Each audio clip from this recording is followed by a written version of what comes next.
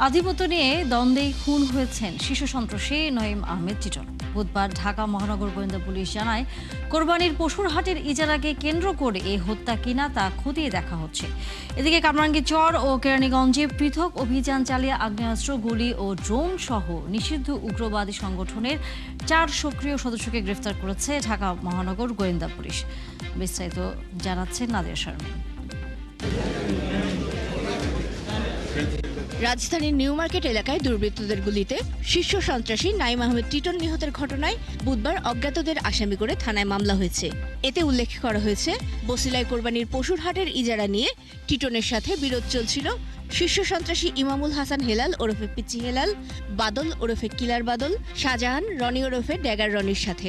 বুধবার new market থানায় মামলাটি করেন টিটনের ভাই সাইদ আক্তার রিপন।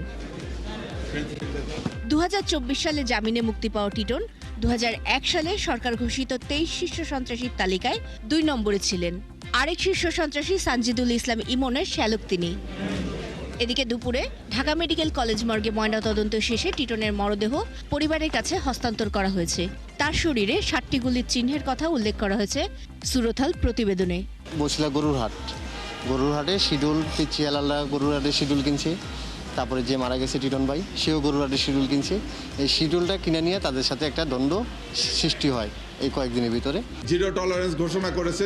ঢাকা মহানগর গোয়েন্দা পুলিশ বলছে, এই ঘটনায় বেশ কয়েকজনকে শনাক্ত করা হয়েছে। এলাকার আধিপত্য নিয়ে একটা ঘটনা ঘটছে। আমরা প্রাথমিকভাবে কয়েকজনকে চিহ্নিত করেছি। খুব সহসায় এই হত্যাকাণ্ডের রহস্য উদ্ঘাটন করতে পারবো। যে সমস্ত আসামিদের নাম দেওয়া আছে বা নেপথ্যে কারা, এবং এই যেটা আপনি বললেন যে হাট নিয়ে, এটাও তো আসলে একটা আধিপত্য নিয়ে। সামনে কোরবানি, আপনি জানেন যে কোরবানির হাট নিয়ে একটা আধিপত্য বিস্তার নিয়ে আমাদের এখানে বিভিন্ন রকম গ্রুপ করে আবির্ভাব হয়। আমরা এদের ব্যাপারে খুব কঠোর অবস্থান নিয়েছি। কোরবানির হাটকে কেন্দ্র করে আর যাতে কেউ আইন শৃঙ্খলা পরিস্থিতির অবনতি না ঘটাতে পারে সেজন্য ব্যবস্থা নেওয়ার কথাও জানান তিনি। আমরা গোয়েন্দা তথ্য সংগ্রহ করতেছি এবং এই ব্যাপারে যেন আর কোনো কেউ আইন শৃঙ্খলা পরিস্থিতির অবনতি ঘটা বা কোনো আধিপত্য বেআইনিভাবে আধিপত্য বিস্তার না করতে পারে, সে ব্যাপারে আমরা সজাগ আছি। সংবাদ সম্মেলনে জানানো হয়, রাজধানীর কামরাঙ্গীরচর ও কেরানীগঞ্জ থেকে উগ্রবাদী সংগঠন আরসার সদস্য অভিযোগে 4 জনকে গ্রেফতার করেছে পুলিশ। তাদের কাছ থেকে আপনার 2টি আগ্নেয়াস্ত্র, 2টি খেলনা আগ্নেয়াস্ত্র, চাপাতি, ইভেন 1.5 কেজির ওপরে বিস্ফোরক দ্রব্য এবং তাদের জ্যাকেট, অন্যান্য ইসলামী বা জিহাদি যে বইগুলো আছে, জিহাদি বই সহ আরও অনেক সরঞ্জাম উদ্ধার করতেছি। কোনো রকম নাটক মঞ্চত্ব করার কোনো নেই। পুলিশের এটা কোনো কাজও না, পুলিশের কাজও না। পুলিশের কাজ যে অপরাধী তাকে আইনের আওতায় নিয়ে আসে। এ ব্যাপারে আমরা সজাগ আছি। তবে তেহরিকি তালেবান বা টিটিপির এদেশে কার্যক্রম এবং দেশের বাহিনীগুলোতে তাদের সদস্যের খোঁজ পাওয়া নিয়ে প্রশ্নের উত্তর দেননি তিনি। যে আমরা প্রফেশনালি এই কাজটা করে থাকি। আর গুলশানে নিহত ভারতীয় নারী শামীম সেলিম কাশিমকে পিটিএ মারার যে তথ্য ছড়িয়ে পড়েছে তা সঠিক নয় বলেও জানান গোয়েন্দা প্রধান। স্ট্রোকজনিত কারণে ওর পড়ে গেছিল। নাদিয়া শারমিন, 71, ঢাকা। দর্শক, আমাদের সাথে এই মুহূর্তে বিষয়গুলো নিয়ে আলোচনা করবার জন্য আছেন নিরাপত্তা বিশ্লেষক মেজর জেনারেল অবসরপ্রাপ্ত নঈম আশফাক চৌধুরী এবং অপরাধ বিশেষজ্ঞ আসাদুজ্জামান আনসারী। আপনাদের দুজনকে স্বাগত সংবাদযোগে এবং ধন্যবাদ সময় দিয়েছেন। আমি যদি প্রথমে আসতে চাই নঈম আশফাক চৌধুরী আপনার কাছে, সেটি হচ্ছে আমরা আবার হঠাৎ করে দেখছি আবারও আইন শৃঙ্খলা পরিস্থিতির ক্ষেত্রে যদি আমরা বলি যে নানা ধরনের কিশোর গ্যাংয়ের কথা তো আমরা জানি, তার পাশাপাশি মানুষজন খুন হবার মতো ঘটনাও ঘটছে। গতকালও এরকম একটি ঘটনা ঘটেছে। তার মধ্যেই যখন আবার আসে সংবাদ এরকম যে উগ্রবাদী কোনো সংগঠন তারা নানা ধরনের তৎপরতা চালানোর চেষ্টা করছে, নানা ধরনের আমরা এর মধ্যে হুমকি দেখেছি যে বিভিন্ন বড় বড় স্থাপনাগুলোতে এক ধরনের নিরাপত্তার বিষয়টি সামনে এসেছে। আপনার দৃষ্টিতে কি মনে হচ্ছে, কোনো ধরনের অবনতি কি হয়েছে পরিস্থিতির? জি, প্রথমে যেটা বলবো যে একটি রাষ্ট্র বা একটি দেশ অথবা জনগণ যদি সামনের দিকে এগিয়ে যেতে চায়, তাহলে প্রথম এবং প্রাথমিক যে রিকোয়ারমেন্ট সেটা হলো সিকিউরিটি সিচুয়েশনটাকে একটা নিয়ন্ত্রণের মধ্যে রাখতে হবে। আপনার সিকিউরিটি সিচুয়েশন যদি নিয়ন্ত্রণে না থাকে তাহলে ইন্টারনাল স্টেবিলিটি যেটা, এটা থাকবে না। ইন্টারনাল স্টেবিলিটি যদি না থাকে তাহলে আপনার ফরেন পলিসির উপরে যেমন এফেক্ট করবে, আপনার দৈনন্দিন খাদ্যদ্রব্য যে আছে সেটার উপরে এফেক্ট করবে, জীবনযাত্রার উপরে এফেক্ট করবে। এমন কোনো সেক্টর নাই যে সেক্টরের উপরে এটা ইম্প্যাক্ট পড়বে না। সো এখানে দুটো বিষয়ের কথা আপনি উপস্থাপন করেছেন, একটা হলো জঙ্গি বিষয়টা, আর একটা হলো যে সাধারণ যে সন্ত্রাসী কার্যক্রম সেটার বিষয়ে আপনি উপস্থাপন করেছেন। সো দুটো বিষয়ের জন্য যেটা প্রথম দরকার এবং প্রাথমিকভাবে যেটা প্রয়োজন সেটা হলো রাজনৈতিক সদিচ্ছা। এই রাজনৈতিক সদিচ্ছা আসতে হবে শুধুমাত্র সরকার যে তা নয়, সরকার, বিরোধী পক্ষ, সকল কিছু সবাই মিলে এই রাজনৈতিক সদিচ্ছা আসতে হবে যে দেশের নিরাপত্তার স্বার্থে অথবা জনগণের নিরাপত্তার স্বার্থে অথবা জানমালের স্বার্থে কোনো অবস্থাতেই এইটাকে রাজনৈতিক কালার করতে দেয়া যাবে না। 2 নম্বর হলো শান্তি শৃঙ্খলা রক্ষা করার জন্য যে অ্যাপারেটার্স আছে রাষ্ট্রের, সেই অ্যাপারেটার্সকে স্বাধীনভাবে কাজ করতে দিতে হবে এবং এইখানে কোনো প্রকার কোনো হস্তক্ষেপ যদি করা হয় তাহলে দেশের জন্য, জনগণের জন্য একটা অশনি সংকেত মনে হবে। সো একটা গেল বললাম রাজনৈতিক সদিচ্ছা। যারা অপারেটরস যারা আছেন তাদেরকে প্রফেশনালিজম বা পেশাদারিত্বের সাথে কাজ করতে হবে, ইরেসপেক্টিভ অফ যে এই যারা এই কাজগুলো করছেন ওয়েদার এটা জঙ্গি নাকি সাধারণ যে আইন শৃঙ্খলা ভঙ্গ করছে সেটা, তার কি পরিচয়, সেই পরিচয়ের উপরে কোনো প্রকারের কোনো যেন কগনিজেন্সে যেন না দেন, বিবেচনায় যেন না নেন, সেইভাবে কিন্তু আইন শৃঙ্খলা রক্ষাকারী বাহিনীর দায়িত্ব হলো যে বিচারের সম্মুখীন করা। আবার একই সাথে বিচার ব্যবস্থাকেও একই রকমভাবে দেশের স্বার্থে, রাষ্ট্রের স্বার্থে, জনগণের স্বার্থে যে কোনো অবস্থাতেই যেন কোনো পারপিট্রেটার যত বড় ইন্ধন হোক না কেন সে যেন বিচারের বা আইনের ফাঁক গলিয়ে বেরিয়ে যেতে না পারে। অর্থাৎ আমি যে কয়েকটা বিষয় বললাম এই কয়েকটা বিষয় একটার সাথে আরেকটা কানেক্টেড।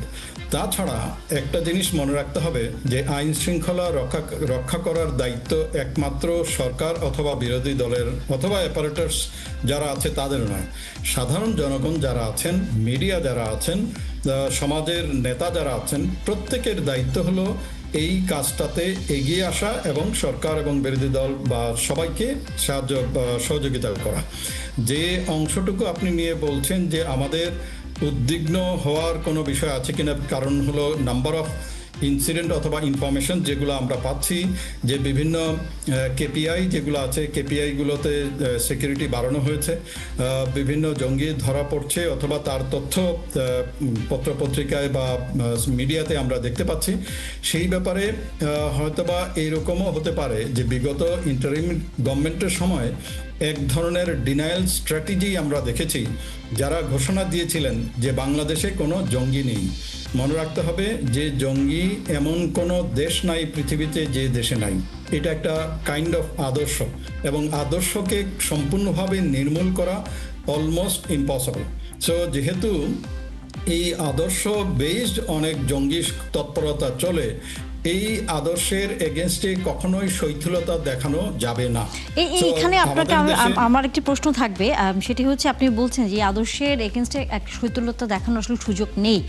সেই বিষয়টা মাথায় রেখে সামনের দিনগুলোতে আমাদের কি পরিকল্পনা করা দরকার বলে আপনার কাছে মনে হয় এখন থেকে? কারণ যেহেতু ছোট ছোট বিক্ষিপ্ত বেশ কিছু ঘটনা আপনার দৃষ্টিতেও মনে হচ্ছে যে হয়তো কিছু আশঙ্কার বা এক ধরনের ইঙ্গিত দিচ্ছে, সেটি নিশ্চয়ই আপনার কাছ থেকে পরামর্শটি আমরা নিব। আমরা আমাদের সাথে আরেকজন অতিথি আছেন, আসদুজ্জামান আনসারী। আপনার কাছে কি মনে হয় যে আবারও কি উগ্রবাদী সংগঠন অথবা এই যে বিক্ষিপ্তভাবে যেসব ঘটনাগুলো সামনে আসছে সেই জায়গায় থেকে আপনার কাছে কি মনে হয় যে আবারও এক ধরনের এই জঙ্গিবাদ হোক বা ভিন্ন মতাদর্শের যেই মানুষগুলো আছে তারা প্রকাশ্যে তাদেরকে আবারও সামনে নিয়ে আসার প্রচেষ্টা করছে?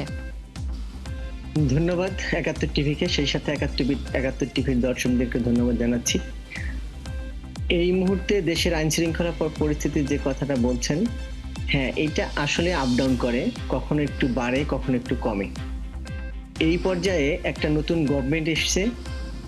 গভর্নমেন্ট এসে তাদের অবস্থানটা ক্লিয়ার করতে এই আইন শৃঙ্খলা পরিস্থিতিগুলোকে হাতে নিতে একটু সময় লাগছে।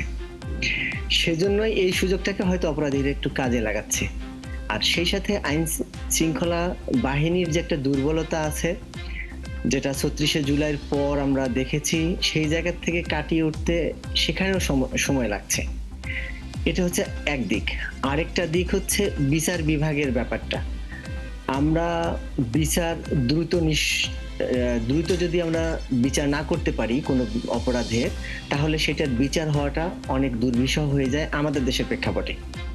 আমার জানা আছে পুরান ঢাকায় এরকম একজন শীর্ষ সন্ত্রাসী সে সময়ে তার মামলায় আমি দেখেছি খুব কাছে থেকে, যে যখন কোনো সাক্ষী সাক্ষ্য দিতে আসতো আদালতে, তখন সেই অপরাধী কোনো না কোনোভাবে ইনফরমেশন দিত তাদের লোকজনকে, আর সাথে সাথে সময় লাগতো না, এই আধা ঘন্টা ৩০ মিনিটের মধ্যেই লোকজন এসে আদালতে হাজির, তারপর সাক্ষী আর নাই, সাক্ষীকে দিয়ে ডিরেক্ট ট্রেড করতো, সাক্ষী চলে যেত, কারণ সবার জীবনের একটা ভয় আছে। সেই ক্ষেত্রে আমাদের বিচার বিভাগের যে একটা ব্যাপার আছে, সেখানে সাক্ষী পাওয়া যায় না, এরকম অপরাধীদের এগেইনস্টে সাক্ষ্য দেওয়ার মতো লোক পাওয়া যায় না। আজকে সাক্ষ্য দিয়ে গেলে কালকে তার কিংবা তার পরিবারের নিরাপত্তা তারা পায় না, এই জন্য তারা সাক্ষ্য দিতে ভয় পায়। আমরা যেটা ইতিপূর্বেও দেখেছি, সাক্ষী দিতে এসে খুনের ঘটনাগুলো আমরা একাধিকবার দেখেছি। সেই জায়গাগুলো যদি ইনশিওর করা না হয় এবং দ্রুত বিচারটাকে যদি আগায় নেওয়া না হয়, সবকিছুর ঊর্ধ্বে থেকে যদি ন্যায় বিচারগুলো নিশ্চিত করা না হয়, তাহলে এই অপরাধগুলো দিনের পর দিন হয়তো বাড়তেই থাকবে। আরেকটা বিষয় এখানে ক্লিয়ার করা দরকার, আমরা বিভিন্ন সেক্টরে মনে করি যে আমাদের দেশ আগের থেকে অনেক উন্নতির দিকে গেছে, আমরা অনেক উন্নয়ন করেছি, বিভিন্ন রাজনৈতিক ব্যক্তি থেকে শুরু করে আমরা অনেকেই বলি। যদি উন্নয়নের মাপকাঠি যদি বড় বড় অট্টালিকা হয়, বড় বড় রাজপথ হয়, সেটা এক কথা, আমি সে কথায় যাব না। যদি এটা হয় একটা ভালো সমাজ, ভালো একটা বিচার ব্যবস্থা, ভালো একটা ন্যায় বিচারের ব্যবস্থা, তাহলে অনেক বড় প্রশ্ন থেকে যায়। আগে যে ক্ষেত্রে এক একটা থানায় যে পরিমাণ মামলা হতো, এখন অনেক বেশি মামলা হচ্ছে সেখানে। দ্যাট মিনস অপরাধগুলো বেড়ে যাচ্ছে আগের থেকে অনেক। এই অপরাধগুলো কেন বাড়ছে, কিভাবে বাড়ছে, আপনার কাছে মনে হয় যে কেন বাড়ছে? এই যে উগ্রবাদী সংগঠনের কথা এখন সামনে বারবার আসছে হঠাৎ করে, আমরা তো মাঝখানে এরকম কথা শুনিও নি, এবং আপনি বলছিলেন যে অন্তর্বর্তী সরকারের সময়ও আসলে এই ধরনের কোনো শব্দও আসলে কোথাও আলোচিত হয়নি। এখন নতুন সরকার আসার ২ মাসের মাথায় এই ধরনের একটি কথা বারবার সামনে আসছে, আপনার কাছে কি মনে হয়? আমরা অনেক আগে থেকে জানি, সেই উদীচীর বোমা হামলা থেকে শুরু করে যশোরের, আমরা তখন থেকেই জানি আমরা যে হ্যাঁ কিভাবে এদেশে মানে ছড়ায় গেছে তারা শিকড়, কিন্তু সেইটা এই পরিমাণ না, এত পরিমাণ না, তারা আছে। একটু আগে যেমন আমার সহ আলোচক উনি বলেছেন যে সারা বিশ্বের এমন কোনো দেশ নেই যে দেশে এই জঙ্গিবাদ নেই, সুতরাং আমাদের দেশেও সেটা আছে। এই আগেই বলেছি যে ৩৬শে জুলাইয়ের পরবর্তী আইন শৃঙ্খলা পরিস্থিতির যে অবস্থানটা ছিল, সেক্ষেত্রে এই ধরনের কোনো অপরাধের এগেইনস্টে স্টেপ নিতে তারা একটু পিছিয়ে পাচ্ছিল। আর আমরা একটু আগে যেটা বললাম যে এই অপরাধের বিচার না হওয়ার পিছনে যে কারণগুলো আছে, সেইগুলো যদি আমরা ক্লিয়ার করতে না পারি, এই অপরাধগুলো বাড়তে থাকবে। আরেকটা কথা বলা ভালো, কোনো অপরাধকে আমরা পুরোপুরি নির্মূল করতে পারবো না, আমরা কন্ট্রোলে রাখতে পারবো। সেই কন্ট্রোলটা কতটুকু আসলে, সেই মেজারটা নিয়ে আমাদের মধ্যে তর্ক হতে পারে, বিতর্ক হতে পারে। কিন্তু এখন যে অবস্থাটা চলছে বা দিন দিন যে অবস্থায় আমরা এসেছি, এই জঙ্গিবাদ বলি, সমাজের অন্যান্য অপরাধগুলো বলি, এই টিটন হত্যাকাণ্ড হয়ে গেল কয়েকদিন আগে, এই শীর্ষ সন্ত্রাসীগুলোর কথা বলি, এগুলো সবই আসলে ন্যায় বিচারের বা বিচারহীনতার একই সূত্রে গাথা। এগুলো যদি আমরা নিশ্চিত করতে পারতাম, তাহলে হয়তো আমরা আরো কন্ট্রোলে রাখতে পারতাম।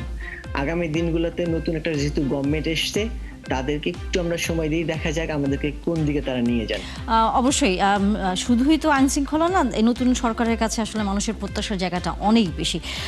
নাইম আশফাক, আপনার কাছে আসলে যে প্রশ্নটি ছিল, এই যে অর্থাৎ আপনাদের দুজনের কথা থেকে কিন্তু অন্ততপক্ষে এতটুকু সাধারণভাবে বোঝা যায় যে নিরাপত্তার বিষয়টা কিছুটা হলেও অনিরাপদ হয়ে যেতে পারে, এরকম একটা আশঙ্কা হয়তো কম বেশি আপনারা মনে করছেন। হয়তো আপনাদের কাছে আরও ভালো হয়তো এর ব্যাখ্যা আছে বা তথ্য আছে। সেই জায়গায় কেমন করে সামনের দিনগুলোতে আসলে নিরাপত্তা ব্যবস্থাটি তৈরি করা উচিত? শুধুই কি অভিযান হবে বা কোথাও যখন ঘটনা ঘটবে তখনই শুধু আমরা আলোচনা করব, বিষয়টাকে এই জায়গায় রাখার মতো কি এখন সুযোগ আছে কিনা? জি, আমি এর আগেও বলছিলাম যে প্রথম যেটা দরকার যে রাজনৈতিক সদিচ্ছা। আপনার রাজনৈতিক যদি সদিচ্ছা থাকে, সরকারি দল বিরোধী দল, তখন হবে কি যে একটা জাতীয় একটা ঐক্য তৈরি হবে এই মানে স্টেটমেন্টে, যে যারা দেশের এবং নাগরিকের বিরুদ্ধে কাজ করবে তারাই দেশের শত্রু, রাষ্ট্রের শত্রু, জনগণের শত্রু। এই যে একটা ঐকমত, এই ঐকমতটা আগে স্থাপন করতে হবে। 2 নম্বর আপনার কাছে কি মনে হয় হবে সেই ধরনের ঐক্যমত? হওয়া উচিত আর কি। যেটা আমাদের সাধারণ নাগরিকের এক্সপেকটেশন হলো যে সকল রাজনৈতিক দল irrespective of their own ideology আগে হওয়া উচিত যে যারা দেশের শত্রু, রাষ্ট্রের শত্রু, জনগণের শত্রু, জানমালের শত্রু, তাদের বিরুদ্ধে অবশ্যই নিজ দলের যে স্বার্থ তার ঊর্ধ্বে থেকে কাজ করতে হবে। এই ঐকমত আসতেই হবে দেশের জন্য, জনগণের জন্য। যখনই আপনি রাজনৈতিক ঐকমত হবে তখন সরকার একটা ডাইরেক্টিভস দিবে অপারেটরসকে। এই অপারেটরস তখন যে কাজগুলো করতে পারবে যে তার সে পেশাদারিত্বের সাথে এই যে সন্ত্রাসবাদের বিরুদ্ধে সে কাজ করতে পারবে। আপনি যদি ডিনাইল মোডে চলে যান যে না দেশে কোনো জঙ্গি নাই, যেটা আগের ইন্টারিম গভর্নমেন্টের সময় ছিল, তখন হবে কি যারা অ্যাপারেটার্স অর্থাৎ যারা আইন শৃঙ্খলা রক্ষা করার দায়িত্বে আছেন ওনাদের ফোকাস তখন এই জঙ্গিবাদ থেকে অন্যদিকে চলে যাবে। তাহলে তার দরকার যে আমি ফোকাস করব কোথায়, অর্থাৎ আমার ন্যাশনাল ইন্টারেস্ট যেটা আছে সেটার দিকে আমি করব। এবং যখন সদিচ্ছার বা ডাইরেক্টিভসের কথা বলবে তখন সে পেশাদারিত্বের সাথে কাজ করার একটা সাহস পাবে। এই অ্যাপারেটার্সের মধ্যে আবার যারা পুলিশ আছেন, বিজিবি আছে বা জেল কর্তৃপক্ষ আছে, তার সাথে কিন্তু গোয়েন্দা যারা আছে তাদেরও আছে। তাদের কাজ মূলত 2 ধরনের, একটাকে আমরা বলি প্রিভেন্টিভ আর একটাকে বলি আমরা রিঅ্যাক্টিভ। প্রিভেন্টিভ হলো এরকম এমনভাবে কাজ করতে হবে যাতে করে সন্ত্রাসী বা জঙ্গি যারা আছেন তারা যেন কোনো কাজ করার পূর্বেই আমরা তথ্য পাই এবং সেই তথ্য অনুযায়ী কার্যকরী ব্যবস্থা গ্রহণ করি, যাতে করে এখানে আপনি তথ্য পাওয়ার কথা বলছিলেন, কিন্তু আমাদের কম বেশি অভিজ্ঞতা বা আপনারাও হয়তো খেয়াল করে যে ঘটনা ঘটে যাওয়ার পরে তথ্যটি সামনে আসে, কিন্তু ঘটনা ঘটার আগে আমরা আসলে খুব কম সংখ্যকই দেখতে পাই যে কোনো সংগঠন কোনো জায়গায় নাশকতার পরিকল্পনা সেটি আসলে কি বলে নির্ধারণ করা গেছে। এক্স্যাক্টলি। তো তার মানে হলো এইটার থেকে আপনি কনক্লুশন টানতে হবে যে যারা এই দায়িত্বে ছিলেন, প্রিভেন্টিভের দায়িত্বে ছিলেন, বিশেষত যারা গোয়েন্দা সংস্থা, সো গোয়েন্দা সংস্থার সক্ষমতা নিয়ে এবং কি ডাইরেক্টিভস তাদেরকে দেয়া হলো সেই ব্যাপারে কিন্তু যথেষ্ট সন্দেহ রয়ে যাচ্ছে। তাদের সক্ষমতা যদি আপনি বৃদ্ধি করতে পারতেন, তাদেরকে যদি স্পেসিফিক ডাইরেক্টিভস দিতেন যে these are the works or the task assignments that we have given, তাহলে কিন্তু এইটা প্রিভেন্টিভ যে কাজগুলো আমরা এক্সপেক্ট করি যে না জঙ্গি তৎপরতা বা কার্যক্রম হবে না, সেটা কিন্তু আমরা পেতাম। যেহেতু আমরা এই তথ্য পাচ্ছি না, তার মানে হলো আমরা রিঅ্যাক্টিভ, অর্থাৎ একটা ঘটনা ঘটে গিয়েছে তারপরে আমরা অ্যাকশনে যাই, এই রিঅ্যাক্টিভ কাজগুলো করছি। সো আমাদের যেটা দুর্বলতা আছে সেটা হলো প্রিভেন্টিভে দুর্বলতা আছে, অর্থাৎ গোয়েন্দা সক্ষমতা যেটা আছে এইটা আরো অনেক অনেক গুণ।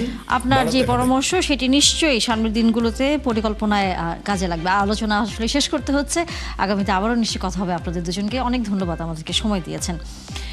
দর্শক, এই ছিল আজকের সংবাদযোগে। আগামীকাল ঠিক রাত 10টায় আবারও দেখা হবে নতুন কোনো বিষয় তার বিস্তারিত নিয়ে। থাকবেন ৭১-এর সাথে।